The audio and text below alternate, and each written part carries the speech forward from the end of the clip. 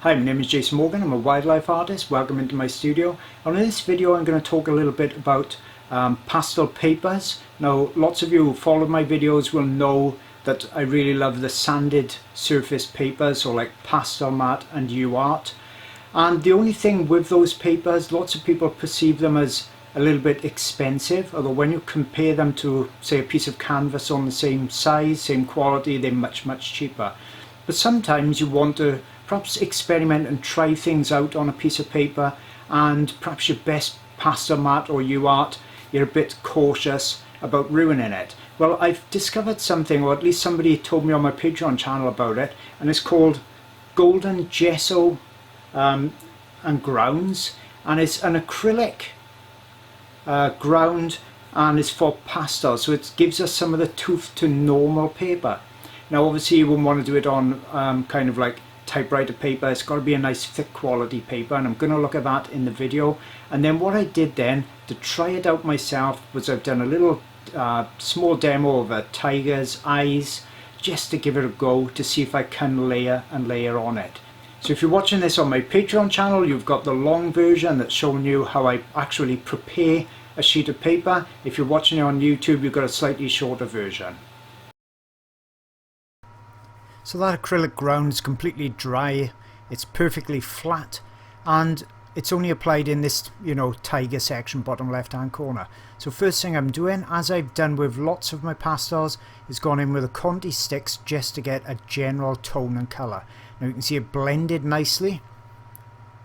I wouldn't use the Derwent pastel stumps that I normally use on it, because I would just blend in too much. I found there wasn't that much tooth to it. I could have done that second layer.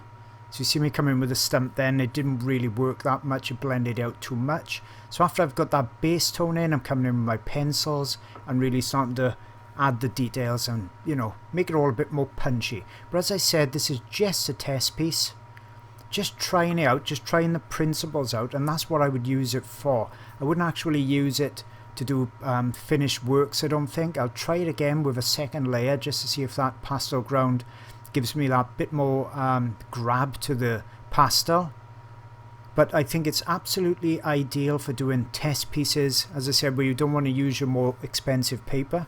You can see I've come in with the white there. It's taking the pastel really well. I'm able to get detail. Now without that ground on there, I wouldn't get nothing at all on you. It would just be a giant smudgy mess over everywhere, and it would just be blending together as I tried to put a new layer on top. Here I'm putting in just some of the darks so that I can layer the lighter colours on top. Still managing to continue to build layer upon layer, just as I would do with a finished piece. I'm keeping this one a little bit more painterly. On my Patreon channel I've got lots and lots of pastel videos on there now where I'm showing you all the real details from 3 or 4 hours long on the videos, so you can really see how I build up for my my real detailed work, not just test pieces like this. So you can see that ground's worked well. It's worked well with the Strathmore grey paper as well, because I like to work on a toned paper, a toned ground, because that helps me with assessing my lights and darks. So I hope you've enjoyed this very short video. As I mentioned, there's lots of longer videos on my Patreon channel, and I think that gesso ground has really converted this paper that's not specifically for pastels into a nice decent one that you can really use for testing and trying out different pastel techniques. If you're looking for more art resources, I've really got you covered. I've got a dedicated tutorial website, that's jasonmorgan.co.uk, lots of videos on there, ebook tutorials, you name it, it's on that site. I've got a Patreon art channel, so every month I put up brand new videos, and that could be pastel videos, oils, charcoals, they're full-length videos, and there's also photo references with the Easy Trace line art on there. I've got quite a few hundred people supporting me, and that's on Patreon. And also, if you're after even more reference photos, I got a dedicated website just packed with reference photos. I think there's about 900 on there at the moment. So that's wildlifeart-online.com.